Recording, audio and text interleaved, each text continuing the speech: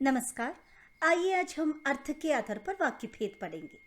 आशा है सरल परिभाषा, उदाहरण और अभ्यास से ये आपको जल्दी ही समझ में आएंगे।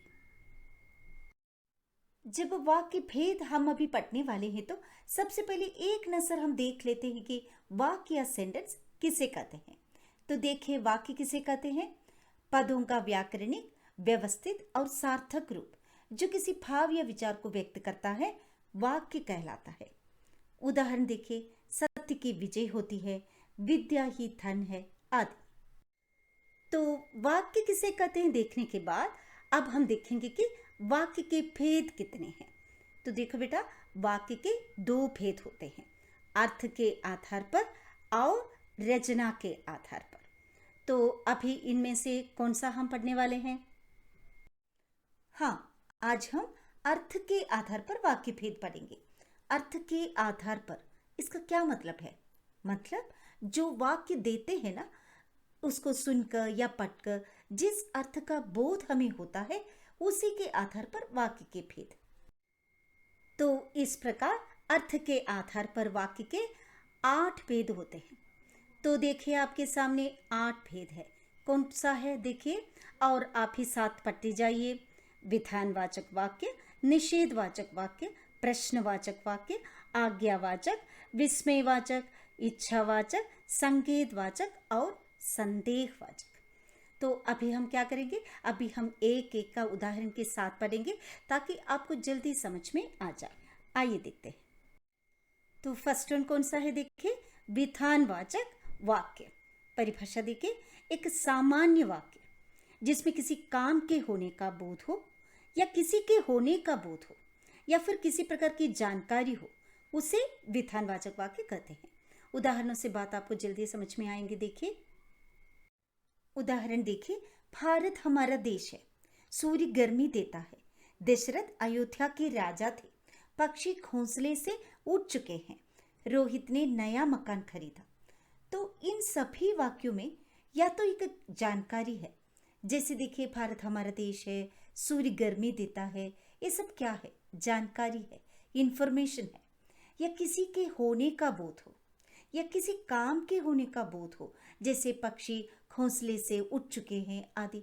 तो ऐसे वाक्यों को विधानवाचक वाक्य कहते हैं। मतलब इस प्रकार या तो जानकारी होगी या काम करने का बोध होगा या किसी के होने का बोध होगा। तो ऐसे वाक्यों को ही विधानवाचक वाक्य कहते हैं। अगला देखिए, निषेधवाचक वाक्य। परिभाषा, जिन वाक्यों से कार्य के ना होने का भाव प्रकट होता है, उन्हें निषेधवाचक वाक्य कहते हैं। निषेध शब्द क्या मतलब होता है इसका? माने कि क्या है? नहीं, मना, ना करना, नेगेटिव है ना निषेध का।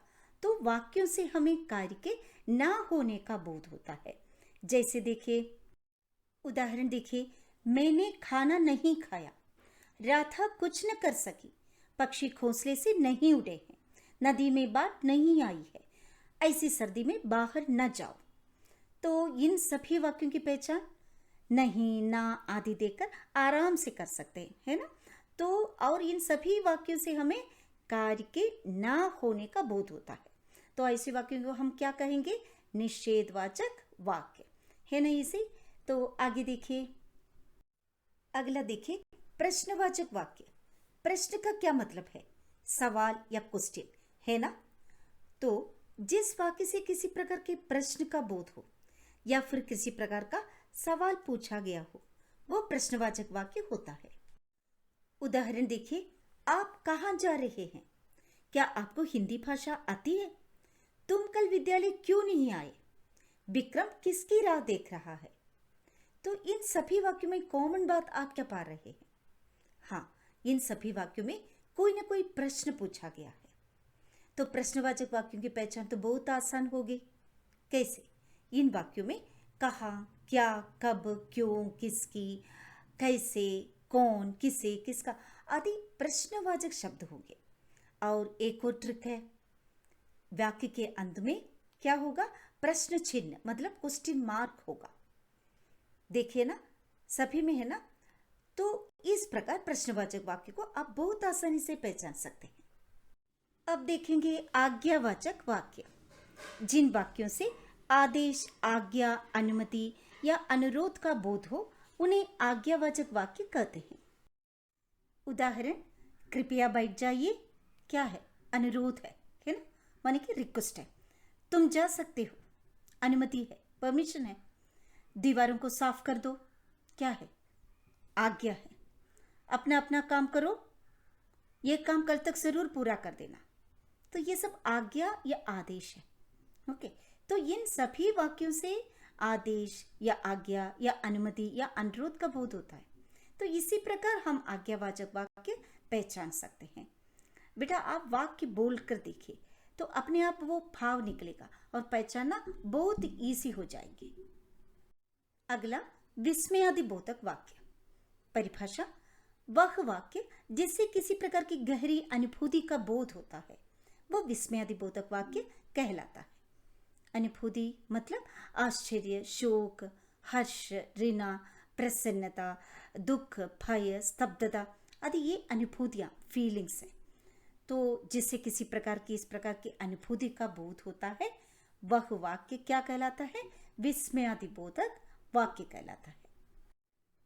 उदाहरण, आह कितना सुंदर उपवन है, शाबाश बहुत अच्छे, छे नाले के पास बड़ी बदबू थी, हाय मैं तो डर ही गया था। तो इन सब में क्या विशेषता है? इन सभी वाक्यों में कोई विशेष या गहरी अनुभूति है और हम पहचानेंगे कैसे? देखो, आहा, अरे आदि में आश्चर्य है, शाबाश हर्ष है, छी ऋणा है, हाय ओह आदि में दुख है। तो इस तरह के अनुभूति प्रकट करने वाले शब्द और इन शब्दों के आगे क्या है देखिए, विस्मयादिबोधक चिन्ह या एक्सक्लेमेशन मार्क होंगे जिससे आप आसानी से विस्मयादिबोधक वाक्य पहचान सकते हैं। इच्छावाचक वाक्य। जिस वाक्य से किसी इच्छा, आशा, शुभकामना या आशीर्वाद का बोध होता है उसे इच्छावाचक वाक्य कहते हैं। उदाहरण, नववर्ष मंगलमय हो, शुभकामना दे रहे है ना, विशिंग। भगवान तुम्हारा भला करे, आशीर्वाद है, ब्लेसिंग है। तुम्हारा काम सफल हो, इच्छा व्यक्त कर रहे हैं। ईश्वर करे आप खूब उन्नति करें, आशीर्वाद है, ब्लेसिंग है। तो इस तरह वाक्य से आकांक्षा, इच्छा, आशा, शुभकामना, आशीर्वाद आदि का बोध होने पर आप पहचान सकते हैं कि ये इच्छावाचक है। आइए देखते हैं संकेतवाचक वाक्य। जिन वाक्यों में किसी संकेत का बोध होता है उन्हें संकेतवाचक वाक्य कहते हैं। मतलब इससे एक संकेत का बोध होता है या एक क्रिया का होना दूसरी क्रिया पर निर्भर होने का बोध होता है। तो आइए उदाहरण देखते हैं। उदाहरण, अगर परिश्रम करोगे तो अवश्य सफल हो जाओगे। यदि डॉक्टर समय पर आ जाते तो मरीज की जान बच जाती। अगर बारिश होगी तो फसल अच्छी होगी। यदि अच्छे अंक लाने हैं तो ठीक से पढ़ना होगा। तो इन सभी से एक संकेत का, एक इशारे का बोध होता है ना। तो एक क्रिया का होना दूसरी क्रिया पर निर्भर होने का बोध होता है। तो ऐसे वाक्यों को क्या कहते हैं? संकेतवाचक वाक्य कहते हैं। संदेहवाचक वाक्य। परिभाषा, जिन वाक्यों में कार्य के होने में संदेह, शंका अथवा संभावना का बोध हो उन्हें संदेहवाचक वाक्य कहते हैं। मतलब वाक्य में एक शंका है, संदेह है, डाउट का फीलिंग होता है, श्योर नहीं है। उदाहरण देखिए, शायद वह आज आ जाए।